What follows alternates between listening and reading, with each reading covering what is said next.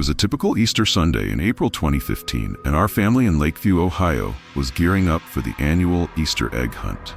This year, we decided to hire a professional to dress as the Easter Bunny, hoping to make the event even more magical for our kids.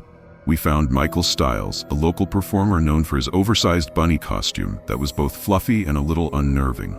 The hunt went as planned at first, kids running around, laughing, collecting eggs. But then something strange happened. The hired Easter Bunny disappeared. We thought maybe Michael needed a break, but after a while, a new figure appeared. It wasn't Michael. This figure was much taller and much more shadowy, still in the bunny costume but standing eerily still in our yard. It didn't move, didn't speak, and just stared at our windows for hours. When we finally checked, the costume was left abandoned in the yard, but Michael was nowhere to be found. We called him up, but he had no idea what had happened. The weirdest part was that after that day, our house began to experience strange things. Lights flickered, our pets started acting restless, and worst of all, we began hearing soft, childlike laughter in the middle of the night. To this day, we don't know what happened that Easter.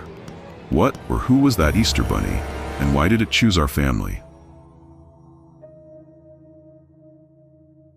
In 2017, I, along with a few friends from Temple University, decided to take a break from our busy college lives and head to a secluded cabin in New Hope, Pennsylvania, for the Easter weekend. New Hope, known for its serene atmosphere and picturesque views along the Delaware River, seemed like the perfect place for some peace and quiet. On Easter night, after a full day of hiking and campfire stories, we were ready to settle down. But around midnight, something wasn't right. At first, we heard soft tapping on the windows of the cabin. We brushed it off, thinking it was just the wind. But as the tapping grew louder, I got up to investigate. There was nothing there, just trees swaying in the breeze.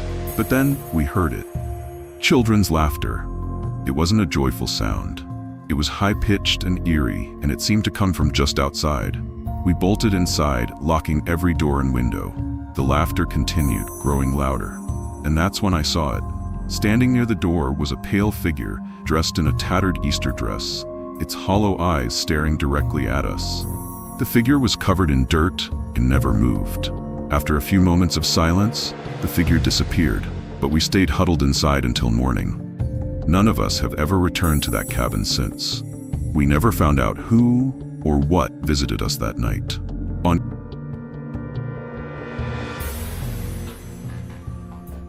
Easter Sunday in 2020, I decided to attend the Midnight Easter Vigil at St. Leonard's Church in Boston's North End. I had gone to this church many times before, as it was a tradition in my family. But this year felt different. The pandemic had forced a smaller congregation, and the church felt emptier than ever before.